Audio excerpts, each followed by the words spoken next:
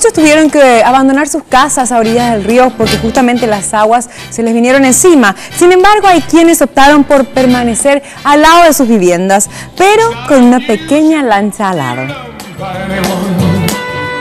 Esta es la historia de don Teodoro Ibarra, que desafía la fuerza del río Paraguay y su crecida en Piquetecue Limpio.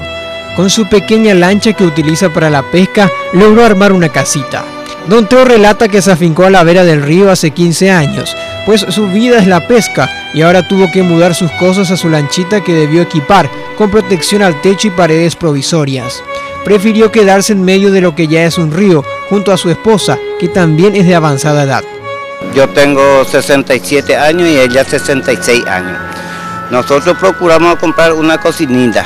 Ahí tenemos nuestro colchón, nuestra cocinita, toda nuestra cacerola. Y ahí estamos viviendo. ¿En tu lanchita? En mi lanchita, como pescador. Sí.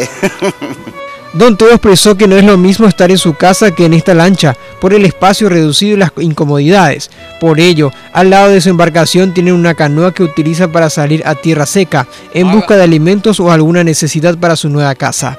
No recuerda una crecida igual. No, la primera vez. ¿El agua hasta dónde alcanzó tu pared en tu casa? Y yo tengo una escalera hacia el río y eso faltaba 2 peldaños para pasar. Y ese nunca pasó y ahora sí pasó todo. El empeño que asegura tener la asistencia de autoridades y de su familia no cree malo permanecer allí, cuidando sus pertenencias, pero lamenta la pérdida de muchas de ellas por culpa de la crecida. Admite que tienen dificultades para movilizarse. Porque el lugar nos da, pues. Muy chico es el lugar y vos tenés ahí tu colchón, una mesita, 2 sillas. Jodido. Todo lleva una piecita chica. Y así es. ¿Y qué tal el frío? ¿Entra mucho frío? No, en la lancha no hace frío. Hace bien calor, por eso yo le puse esa carpa ahí enfrente para que no entre el viento.